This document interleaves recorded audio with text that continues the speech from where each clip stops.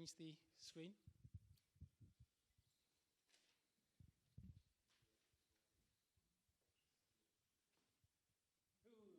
Okay. Right, so once again, now the formal hello. Hello, my name's David, and this is Marwan, and we're here because principally I'm going to be talking about video journalism and story form, and I've done a lot of work with Marwan. Marwan, activist, human rights lawyer, who's brought me over to Tunisia and got me working on the Syrian border. He's going to be in your talk tomorrow. And so he's along because as part of what we're going to be speaking about, towards the end, I'm speaking slowly now, we're going to talk about a Syrian film as well. But this particular presentation is taking you through 6 years of angst of my life, trying to complete, which I'm about to submit in, say, the next week. It's part of a 6-year PhD study in Ireland. So I hope some of the things that it talks about will have some resonance. It's empirical evidence. It's not me as the journalist, as we sometimes might do, saying things. It's academic rigor and some critical that's gone into it. So this is kind of who we are. And I think the structure is going to be that I'm going to be talking a lot and asking questions and interacting. And then at some stage, I'm hoping with looking at the time, if we judge the time, we can be showing lots of the different videos that I refer to. Okay. Before we start, I'm going to play you this. If you've seen it already, apologies. If you haven't, this gives you an idea of where we're coming from.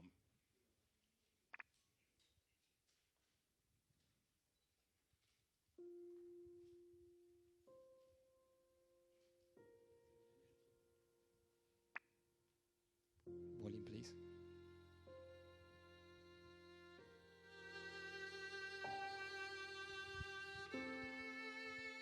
The style and format of delivery that evolved and met the needs of 1956, when I was born, that hasn't changed at all, really, in all that time, cannot be the answer.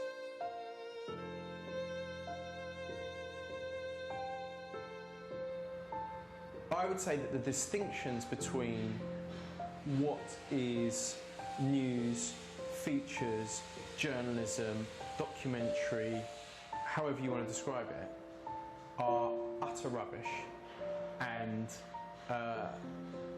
the really interesting stuff happens when you are absolutely disrespectful of those distinctions.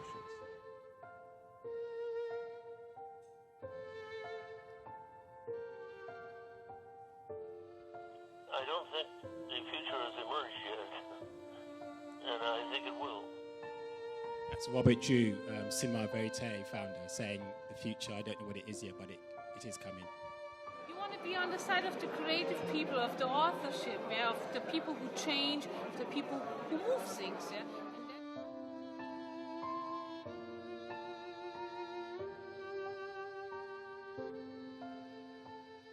We can have to transcend this notion of making video as a sort of technical exercise to replicate, and instead look at it as a creative tool to create. And that's very different. If I could ever have a legacy, it might be that I get to the Holy Grail, and I find the answer to what is the new package.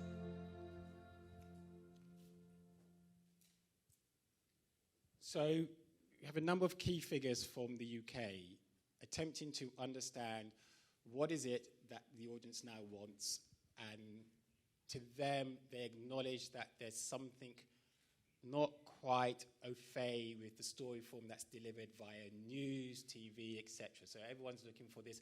As she said, the last person to speak there, and you'll hear her speak again, was a woman by the name of Deborah Turnus, who used to be the editor of ITN. She's now the first woman who's president of NBC News.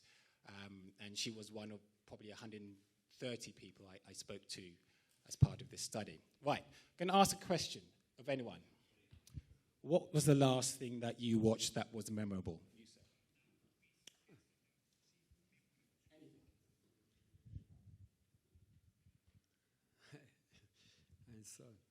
Mi ha lasciato senza fiato.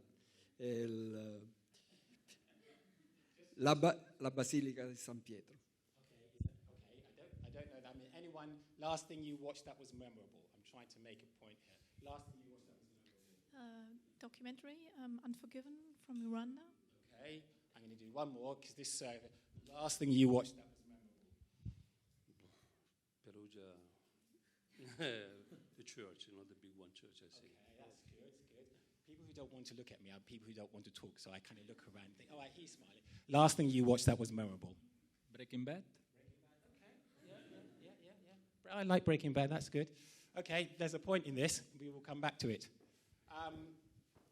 So I'm going to do a bit of framing so you get to know a little bit about me. This is me, and I'm just going to play in the background as I'm talking to you, very low. Is it playing? Probably not. But that would have been me if I heard it. It is. This is the 1994 South African election when I was a freelancer for the World Service, broadcasting with Mandela becoming president.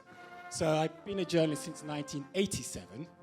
I worked for ABC News in South Africa, ITN, BBC for God knows, and a whole range of other sort of outfits, both in front of camera, behind camera. And so I use that to kind of give you an idea that when I'm talking about television, hopefully I've done a little bit about it. So I'm not kind of the ultimate fraud. I might be a fraud in some sense, but at least I've got some idea, I think, of what's going on. So Channel 4 News, I think one of my former editors is talking now. He's head of Google and various other bits and pieces. So if I skirt through that very quickly, that's working with NATO as one of the editors with some students. That's in Ghana with the Special Forces, interviewing them. This is South by Southwest, giving a presentation on storytelling, blah, blah, blah. Now, this is my premise. Why does what I'm talking about matter? If what I'm talking about makes sense, then the way we understand 21st video storytelling and the way we teach it perhaps needs to be looked at again. That's my premise. And the asterisks I put there about 21st century video storytelling is predicated on the idea that we are now the media. So if any of you see Dan Gilmore, he's partly responsible for that phrase, we the media. So the big change in 21st and 20th century media was there used to be a very professional class who did media, and now we sort of all do media. So am I speaking slowly enough, interpreters? Just, yes? Good, okay. So the 6-year doctorate study that I've sort of done involved 4 major constituents. Me, because of the background I've just explained to you and the fact that I was involved in some creative stuff in the UK. Some experts, and by that I mean the Robert Drews of this world, the Stuart Purvis. These are head ITN and senior BBC figures who I've got to interview.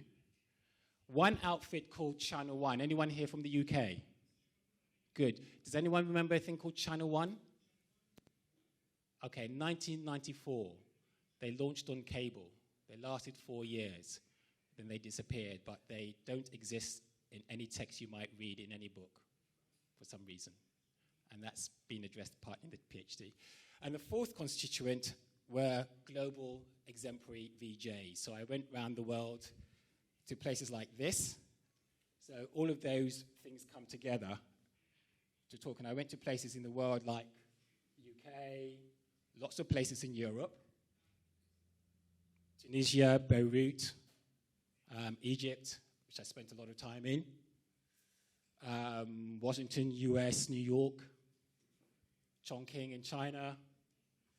I didn't go to Canada, but I got some research from there from a very well-known storytelling video journalist. Miami, Florida, Ghana, South Africa, where I was a correspondent for 2 years, freelance correspondent, and then Australia, where I got some research. So although it's global, and here are some of the pictures. This is Chicago.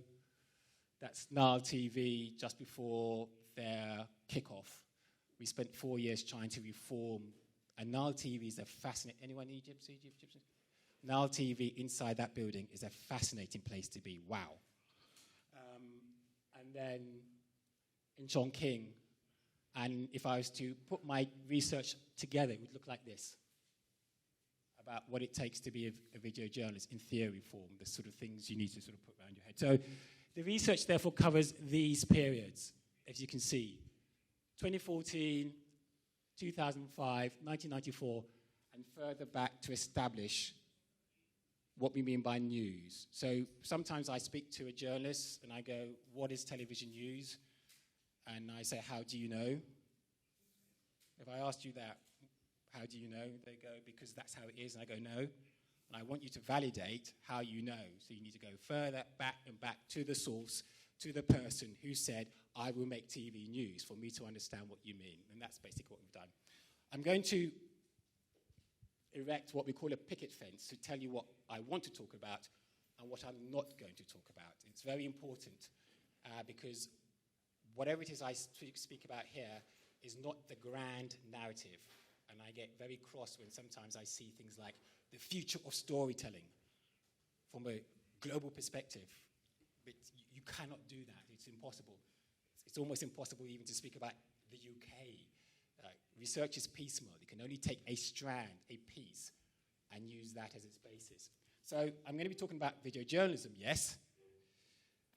And I'm claiming that whatever it is I'm talking about, as this young journalist asked me earlier, it is no more superior than the forms that you yourselves might use. All I'm trying to do here is flesh out a particular area of interest that could coexist or otherwise. I'm also coming from a UK perspective, even though those in the room might know all these characters here, Frank Rubin, etc. So the American historians and academics in the room, yes, I acknowledge these people in my research, but I'm not going to talk about them here. So, a familiar figure in the UK, Jon Snow. And as one of my lecturing duties is towards the end of the year, academic year, I take my students to go to the networks to say hello.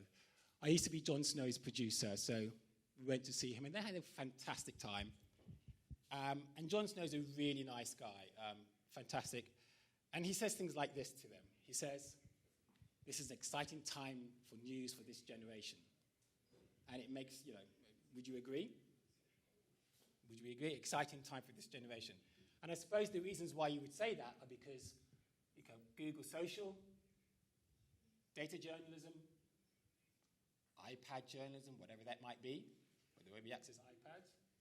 You've got your video, you've got mobile journalism, and that's taken off in a big way with all the accessories.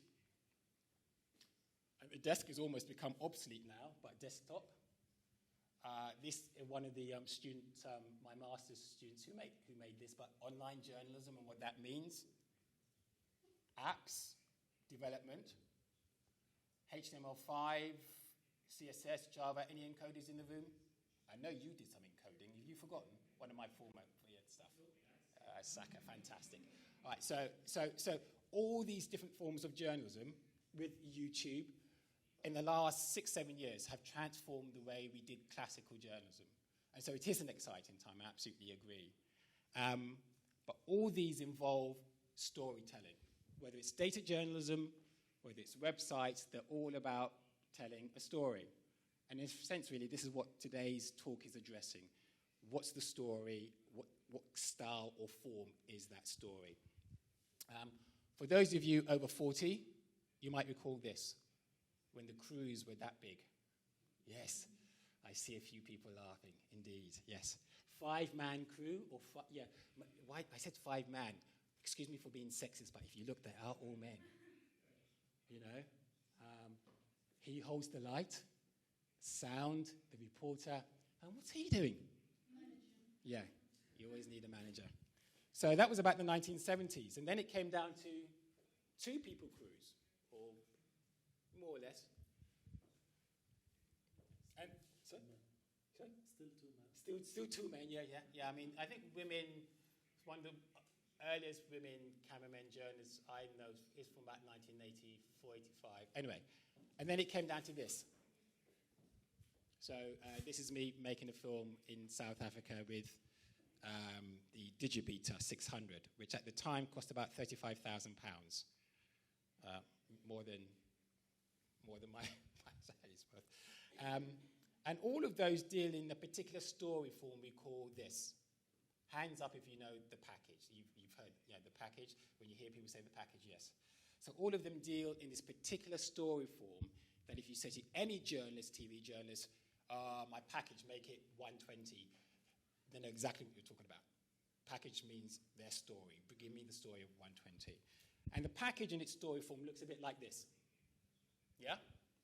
So you've seen it. It's like 15 to 20 seconds of, so today, as people gathered in Perugia to speak about video journalism, many of them didn't understand what this bloke at the front was talking about because he talks too fast. And then I get a sot with you saying something like, yes, you do talk too fast, you see. And then I make another point, and then you have another sot, and then here I do my stand-up or piece to camera. And that's standard television jargon. We all know it. We've been through it. If you're a student, you're doing TV right now, the chances are you would have done this as part of your course. It's the lingua franca of TV. Now, I want to play you 4 new clips, which is interesting because these are the people who shape news or used to shape news. This is Vin Ray. But the interesting thing is, Volume, please. Conventional packages are no. I'll come back on that. But the interesting thing is, conventional packages are no different in 2010 than they were in 50 years ago in 1960. So he's saying the conventional package is no different today than it was in 1960. I'll play you another one. By the way, his name is Vin Ray. He used to be the foreign editor of BBC News until about 3 years ago. Very well respected. He's written a book called Broadcast News. This is Pat Lowry, who used to be the head of nations and regions at BBC News, also a key figure responsible for bringing video journalism into the BBC. This was the man who got it all together. Let's see what he says. All I see, I think you don't need to be a visionary at all to see it, is that a style and format of delivery that evolved and met the needs of 1956, when I was born, that hasn't changed at all, really, in all that time, cannot be the answer. Okay. So, and then Stuart Purvis, anyone here from ITN? No? ITN, which is one of the big commercial broadcasters, this is what he has to say. All we know is that when video journalism started being used as a terminology, there was a thing called the package. And it's been brilliantly parodied by Charlie Brooker on his TV programme, widely viewed on YouTube. A stylistic consensus which has completely got out of hand. And I have to say, we're sitting here at City University, and I have actually, sadly, heard a few years ago, actually seen journalism taught like that. You have 3 shots: wide shot, close up, soundbite, wide shot, close up, soundbite. I've actually visited a TV station in Slovakia where every single package was done to the same recipe. Every package was 1:50. Every package started with a certain number of shots. And there's no doubt that people who've been doing television news for a long time thought that was the only way of doing it. Okay, and then finally, Deborah Turnus, who you heard it before, and I'll just play her so you hear what she has to say. Where are we? Here we go. There are 100 ways to skin a cat, and there are 100 ways to create a package. And we're finding lots of new ways to create a package, and I hope that my programme is always fresh and thinking differently and bringing in different techniques from other parts of the industry, and sometimes being clever and using visuals in new ways and using graphics in new ways. But at the end of the day, it is still a package, and I really recognise that. And I think perhaps if I could ever have a legacy, it might be that I get to the Holy Grail, and I find the answer to what is the new package. what replaces it? And my premise is that Holy Grail exists, but was largely ignored by TV, and that's what we're going to come to now. So, bulletin board, a lot of people talk about the fact that we're tired of news, TV news is boring, blah, blah, blah. This has been going on for years. This is from 1998. So here's the question. If you were launching a news outfit today, if somebody gave you a lot of money and you were launching a news network, what style would you be using? You'd probably be doing news packages. You'd probably be doing lives to, stand-ups, vlogs, blogs, that sort of thing. Yeah? Any ideas? What else might you be doing? Any ideas? Anyone on screen? If you were launching a new news thing. Citizen journalism, yeah, good. Yeah, you might do citizen journalism. What else? Just one more. You might do cinema verite. Yeah, there you go. So those are styles that you might do, and everyone recognizes those styles. The question I've asked isn't a hypothetical one. Today in London, a new station launched. It launched about a month ago called London Live, okay? And they put forward the proposition that they would want to radicalize and change the way you do television news. If you don't know about London Live, Google them. They're going through a bit of a transition after about a month or so, but it's an interesting point. That was London Live about a month ago. This is Channel 1 20 years ago. And up there is a young-looking David Dunkley Gyimah. These guys, 20 years ago, with their cameras, were the first video journalists in the UK. 20 years ago, and many people haven't heard about them, but many of these guys here are household names. They include people like, Chris Hollins, BBC Breakfast News, and a whole range of people. So these people hold a lot of data about what they believe constituted when they tried to radicalize news in 1994. By the way, their trainer was a guy by the name of Michael Rosenblum, who many of you know, or might know if you're in this area. And these were some of the first guys here, men and women, to break the mold from broadcasters. To understand, therefore, when I say to you, how do you radicalize news? To understand that premise, I'm going to take you to 3 periods. And we're going to get there very quickly. Just make sure the time's right. Yeah, good. So 2005. I wanted to go to 2005. 2005 is hugely, hugely important for the way we try and change and do a different type of news. Because in 2005, you have citizen journalism. This is Dan Gilmour's book. In 2005, you have this. And why is that important? It's important because an art movie film won the Oscars. It did something that usual films in Hollywood don't do, because they like very structured films. This is what we call an elliptical film. It's very neo-realistic. It's like Italian, it's like De Sica, it's like Pasolini. It fades in and fades out. The structure's very loose, but this film proved that the audience could understand complex stories. In 2005, we launched YouTube, and that's a game changer. In 2005, the Press Association asked me to launch their video journalism program with them. And in that same 2005, I'm going to come off this now and just show you a part of the film.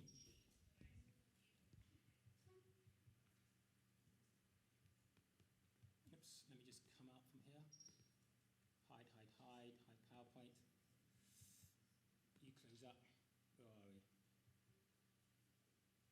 8 days, okay. So let me open up this, and I'm just going to show you a little bit of the film from about here.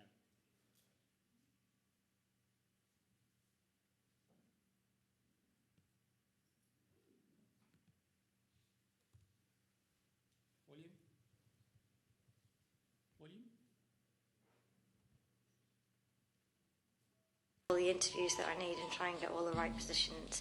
Do you not believe that Kate was the victim of a random attack? What's going through your mind, Paul? It's bloody cold up north. tell you that. That's all, really. Quite looking forward to this. It should be good fun. It should be really good fun.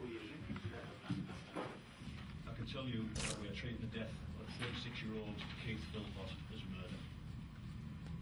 Again, he's having to cope with the death of his twin brother.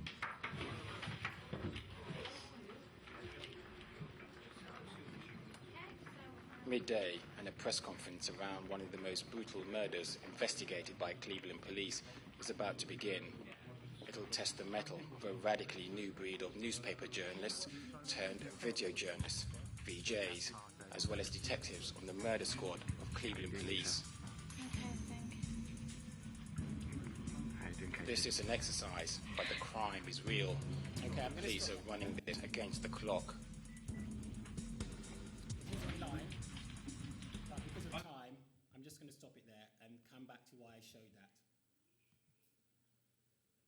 Right, so after I showed that film won one of the international awards in Berlin. Believe you me, I was just as shocked, so I'm not standing here beating my chest. I'm saying it won an award. And they said something very strange about the film. This is what they said about it. The film contains two artfully intertwined storylines, a mystery story and a story of this VJ student. The authorship is clear and the narrative mindset strong. Suspense as a stylistic device has been used throughout the film, the subject of narrative irony. What makes this piece remarkable is its use. Now, that's strange because all I was doing was making a news piece. Like any of you here, you wanted to make something and then people start talking about it. So I thought, they're talking about some style. What are they talking about? What is this new style? And that's how I started my PhD. I therefore went, I'm going to try and find out what people are talking about. So I went back to Channel 1. Started interviewing a lot of people. And I came across this guy. He's ex-Channel 1. Has anyone seen The Imposter? Imposter? No. The story of how a young French guy pretends to be the lost child of some American kids. And the American kid disappears, is lost, and they find this French guy who pretends it's him. Please watch this film. I'm going to show you just a little clip here. This is a clip from Dimitri's film. A woman that would go through so much to get me. Volume, please. I'll come back to that. Oops. Okay. A woman that would go through so much to get me with her back in a family which got kids, which is so this is The Imposter. And he impersonated her child, lost child. Conflicting rules inside my own head.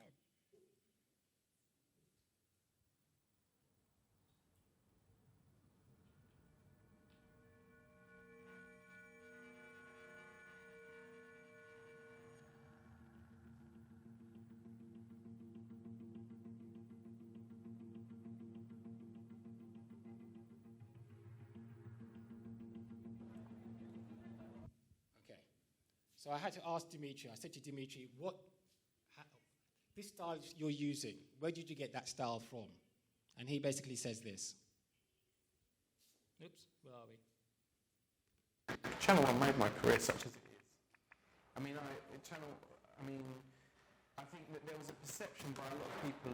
Okay, so all he's saying is everything I learned to do now, I learned from Channel 1. Okay, so I'm trying to establish these new styles. The next group I ask are the global VJs. I'm asking them what styles are they using. And one important guy is a guy by the name of Travis Fox. I interviewed about 15 global VJs. Travis Fox, does anyone know the name Travis Fox? If you don't, please go and watch his film. He's the most extraordinary video journalist you will find. He's just become a professor in the US now. But I'm going to show you just the beginning of his film and then go to the next one. How are we doing? Yeah, I need to. Okay, volume, please.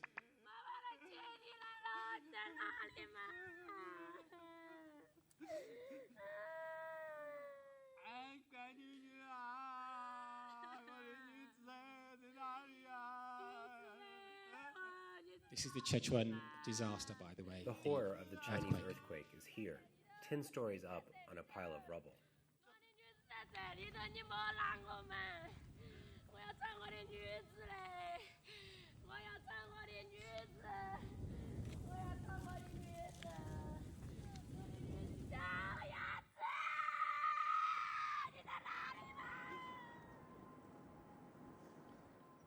The cries of survivors echo through the valley in Beichuan. 40,000 people used to live here. Now no one does. But every day former residents return to try to find the bodies of their loved ones. Li Jihua has returned to look for his parents.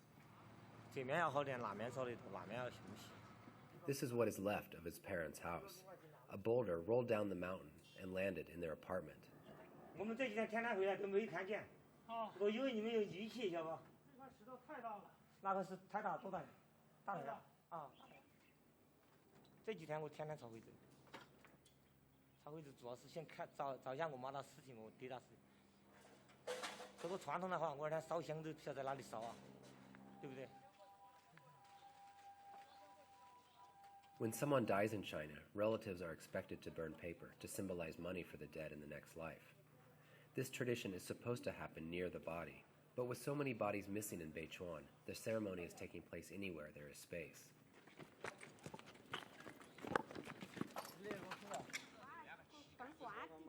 Like Li, everyone here is faced with the same goal, trying to recover the bodies of their loved ones.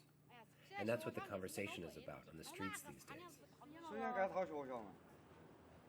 This couple's son was at school when the earthquake hit. This is where the school used to be. There's not even rubble for them to go through. And if you didn't know it, there are only a couple of reminders that anything ever existed here. And that's what's frustrating to people here. Few hope to find relatives alive. Now people worry that bodies may never be found. This woman lost her 2 children, her husband and mother. A giant landslide wiped out her entire neighborhood. She hasn't found their bodies, and that's only the beginning of her search. Everything moved. I don't even know where my home was.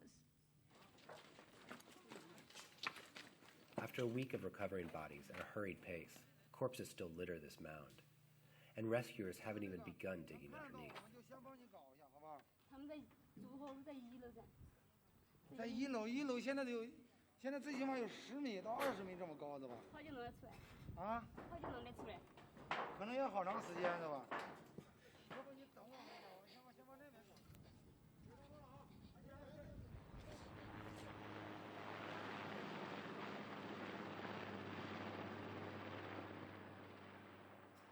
So that's Travis Fox's film. I'm going to show you now more or less the same situation done by Al Jazeera.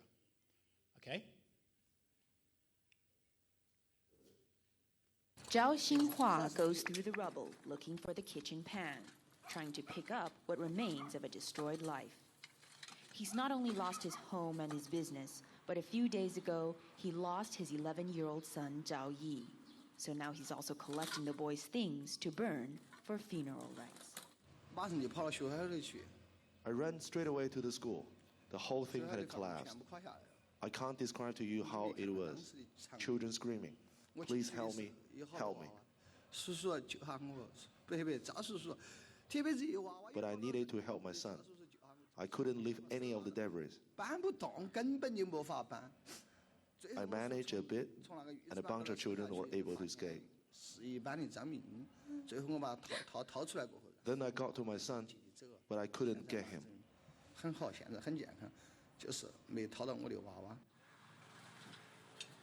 It took Mr. Zhao 3 days to dig through to his son. The whole time they called out to each other. But in the end, he couldn't pull him out. The boy was stuck.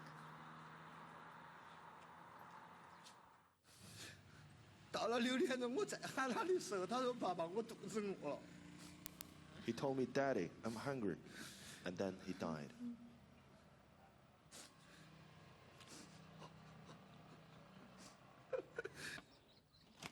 This is the classroom that Zhao Yi was supposed to be in on the first floor, his English class. But he decided to go upstairs that day to help his friend on his homework. going to stop that there. Can anyone see any big difference between the two?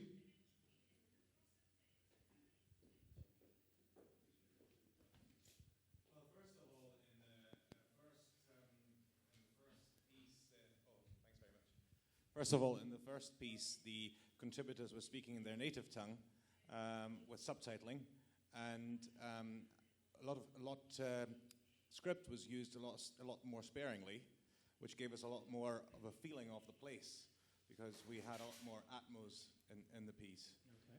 Yeah. Okay, like that. Anyone else? Yes, from YouTube. I can give it to you later on. Anyone else?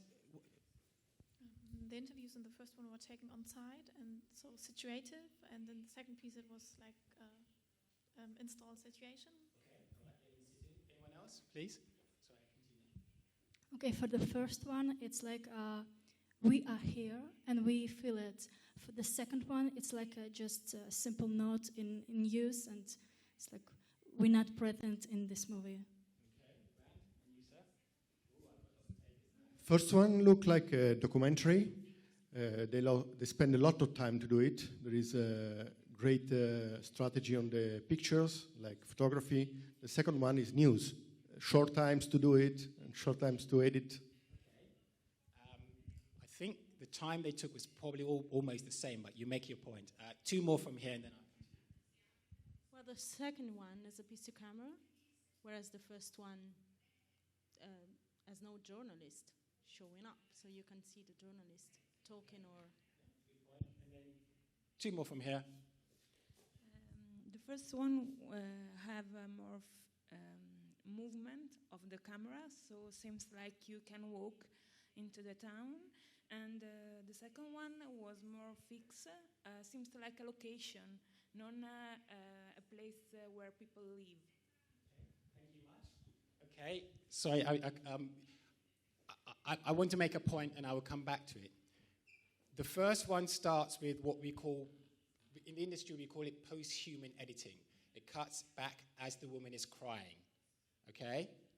The second one, they start to cry, but as they start to cry, the piece to camera then happens, okay? In the second one, if you look closely again, it's shot from underneath them. The second one, it's standard TV trope, or cues as we call them, in filming. And that's huge. I like the idea that the gentleman over there said documentary, because I'm going to turn that around any minute now.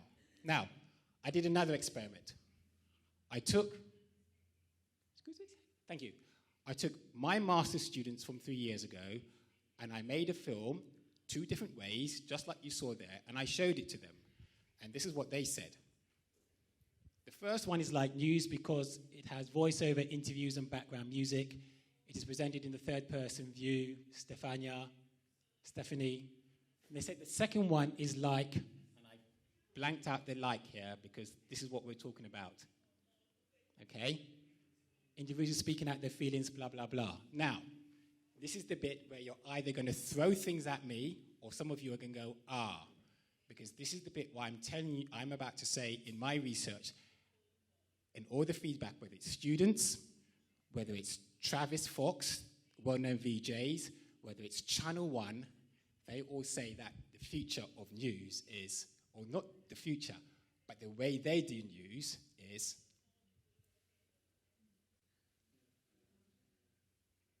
now, if you say this in a room full of TV news people, and I'm a jury for the RTS, I'm a judge for the RTS, which is the world the big awards like the Emmys in the UK, I'm one of the judges. If I say this in the room with them, some of my colleagues, I might get things thrown at me because it's like, what do you mean now? I need to qualify this word, and so I've got this thing here. I have to do this. Oh my God, man, are you joking? What do you mean news, man? Seriously, come on, get real. Okay, look, I had to tell you what it's about. No, man, this is rubbish. How can something be news is about fiction? Aha. Now, news or cinema, according to the original definition, and I have to play my favorite song here.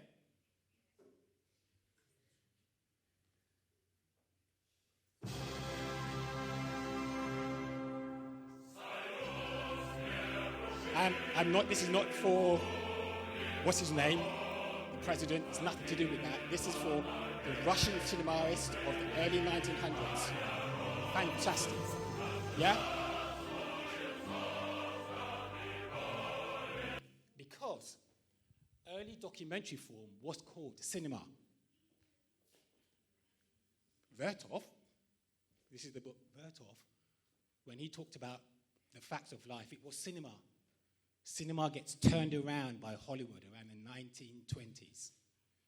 But cinema, as it originally existed, before anything else, was the modus operandi, how we told stories. Even news people did it in cinema.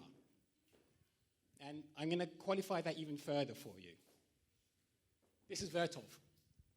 And this is what they said about him. The writer ordinarily invents the plot, but Vertov detects it. So when I showed you those pictures of Travis Fox in the field, Travis Fox, when I asked them, they can see cinema. When they're shooting a film, they can see cinema. It sounds weird, but if you're a photojournalist, you do it as well. You see a different, if you know W.E. Smith, the well-known photojournalist, or one of the good ones, they see things we as human beings don't see. They have a third eye. And some of these filmmakers had the same. From 1930, Western filmmaking changes. Hollywood changes the definition of cinema. Hollywood changes the definition. Now it becomes fictional. Grierson in 1930 comes up with the word documentary. Cinema existed before documentary. So actually, when people talk about cinema, the original definition of it was what 1960s Robert Drew called cinema verite. However, I love this woman. Her name is Grace Wyndham Goldie. The name may be immaterial, but this woman was singularly responsible for the way BBC made news in the early 1940s, 50s. This woman, what she decided with the committee, she was the most powerful woman. Google her name, you'll find out. The most powerful woman. When you read her memoirs, it's really interesting because at the point where they were about to develop this thing called news, she said things like, I don't want to do cinema. I distrust it. She said the audience can be duped. You can fool the audience. We don't want to fool the audience. If I do a close-up of you, it might mean that you're distressed or something. So they made decisions very early on about what they would do with the form. She said things like, also cinema was too expensive. Imagine that, 1930s cinema, Citizen Kane, all those cameras going all over. TV news was new. It didn't have the funding, so they couldn't do that. TV had to be different, TV news, so they decided they would make it differently. And she also disliked documentary. When you read her book, she didn't like Grierson. She said, the idea that one person can be the beholder of truth, nah, that won't happen. So she instigated the idea of collective people working together.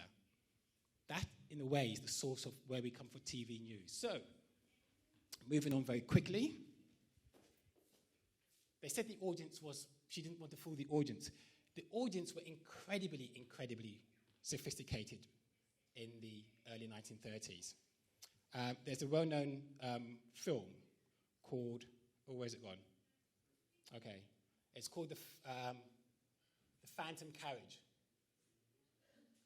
If you ever get to see a film called The Phantom Carriage, it is a film about a man who has a dream. He dreams forward, he dreams backwards, he has children, and he dies, and he goes into a state. Have you heard of that film before? It's called Inception. The original one was done in 1921 by Victor Strom. This, 1921, this is an audience watching a film like Inception in 20. So they're incredibly, incredibly sophisticated. So now here's the deal. When I talk about cinema now, and you interview people, what they are saying is they are taking the modern language of cinema, fictional cinema, and applying it to their stories. Now, what I'm about to say here makes sense if you allow me to. Before you make a movie, you test your film. You test your location. News doesn't do that. News never tests. It just says, here we are. But the language that you and I learn from TV news comes originally from cinema. Cinema doesn't have an original language. Somebody does something very clever, like Citizen Kane, and then someone says, oh, I'm going to use that. So actually, the cinema builds up its own repertoire of language.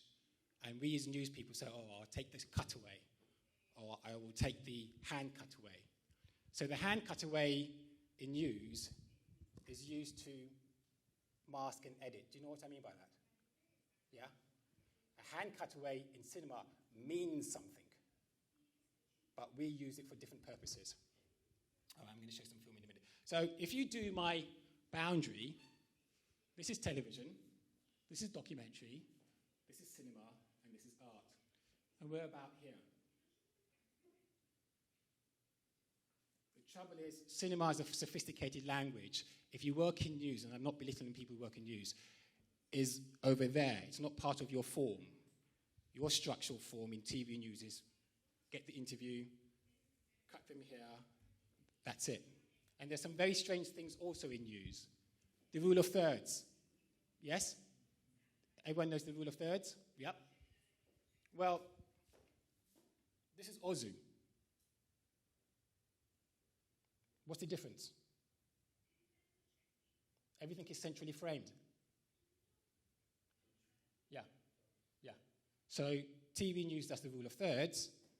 Ozu does central frame. In fact, Channel 1, when it was shooting its news, this is how it shot its interviews. It also put them in the center. It didn't know it at the time, but it put them in the center. Another one is the mobile hand. I've got my Steadicam here, but I'm not going to use it. Because I wanted to ask the question, why doesn't TV news use a Steadicam? It's cheap, which is only about £500 to use, but why don't they use them? Why does TV news insist on using a fixed camera? Okay? There's something called the shot reverse shot. Do you know what that is? Please stand up. The shot reverse shot is when someone shoots here and then puts the camera here and then shoots here again. So sometimes I do this. It's classic Hollywood, the shot reverse shot. Yes? Thank you. Yeah? In TV news, the reason why the shot reverse shot happened was because he's the TV. Who are the TV people in the room? Okay. In the early days of film, if this was the film, the sound was here. So if you had a film about this long, after about this much, the sound would slip behind the film. So your mouth would be saying this, and the sound would be here. So the only way they could correct that was to cut the tape, put someone in, and then pull it back together again. Yeah? So actually, in news, originally, the shot reverse shot had no aesthetic quality. It was there technically just to help the film come back again. Right. Okay. I'm getting there. We'll get there. So, moving on, I'm just going to show you a couple of things. The point we're trying to make here, the point I'm trying to make here is that the universal model that we once decided was news, and that's what they're saying here, is beginning to crumble. I'm going to do some workshop stuff now, okay? But I first want to give you this. Cinema is about detecting the explicit and implicit on the ground and making decisions, particularly as a video journalist. So this here is my camera. Okay? This is what I shoot with. She can't hear me. And the way I shoot is, as I'm shooting, I'm actually constructing as I talk. So if I took a shot of you, I'm actually looking periphery to see what's happening, and if anyone makes a reaction, that's my next shot. So unlike documentary that just shoots, or cinema that shoots and edits it, puts it in the edit, all the cinema people I speak to are constructing the film with very little wastage. So they can shoot, I can shoot about, for a 2-minute film, I can shoot about 3 minutes, 4 minutes max. So every single shot I'm taking, I'm editing to see it works already, and I'm putting the structure together. It's a very different thing. It was fascinating to learn that. And this is kind of the tool that allows you to move very quickly. Shall we show some film? All right, let me just show you this. All right, I'm going to do an exercise with you, please. This shows me whether you can detect. Filmmaking cinema is all about pattern detecting. If I showed you this, can you see any patterns? Can you see any patterns? No, patterns like, oh, no, you need to show that. Yeah. Can you see any patterns in this? Okay, spots and stripes. Okay, that's a good one. So you have spots and stripes. Okay? So here's one pattern. Yeah? So if I do this, here's one pattern. Not yet. Ta-da!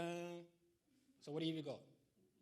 So you've got stripes and spots, but more importantly, circles, stripes. But there's another pattern as well. So here's another pattern. Oops, sorry. Here's one pattern, here's another pattern. Why am I showing you this? I'm showing you this because the difference between TV news that says this is the story is very different from the cinema video journalists who look for different patterns in the story, which are much, much richer than TV. So if you could detect the pattern in this and see this, can you find a pattern in this? Come on. You go to a war zone.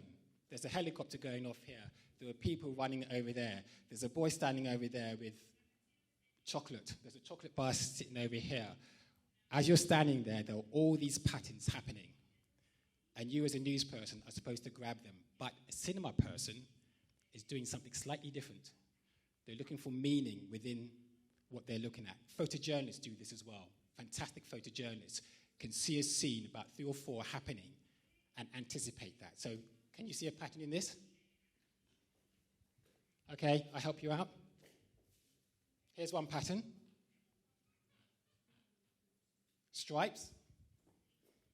Circles. Here's another pattern. Odds, evens, or evens, odds, 7 to 15. And here's another one, 14, 15, 7, 6. I hope I'm not making too obtuse a point, but the point I'm trying to make is pattern detecting is partly what cinema tries to do in real life. That was the feedback I was getting from these guys. This is a well-known TV guy called Jeremy Bone. Does anyone know this man?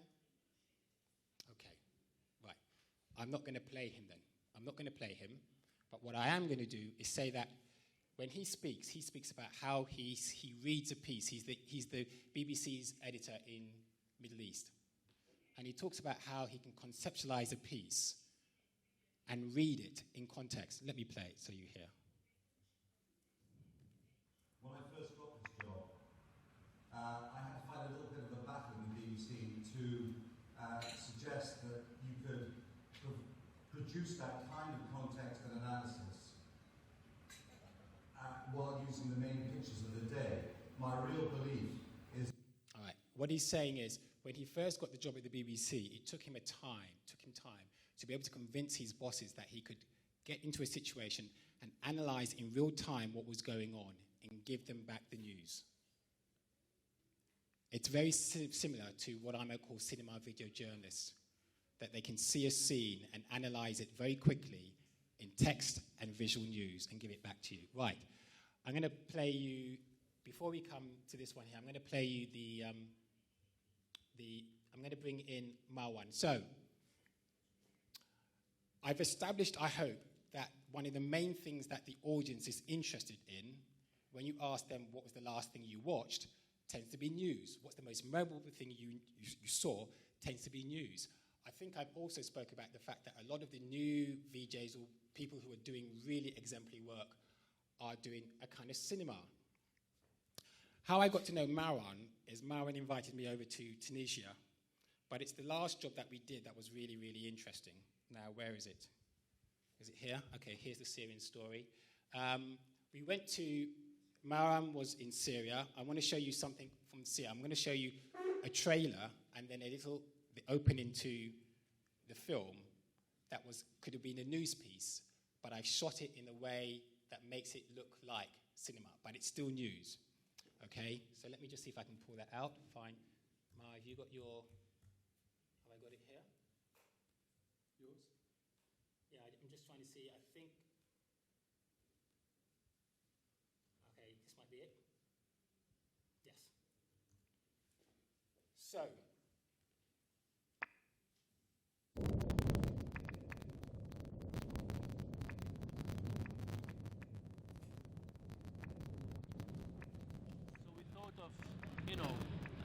bringing together this amazing group of people that have been witnessing a lot of stories. Have you got two channels open? Can you bring one channel down, please? I think the other channel is... هي شوي كمان يعني في بنت ونزعت شوي علاقة بالكاميرا إنه ليش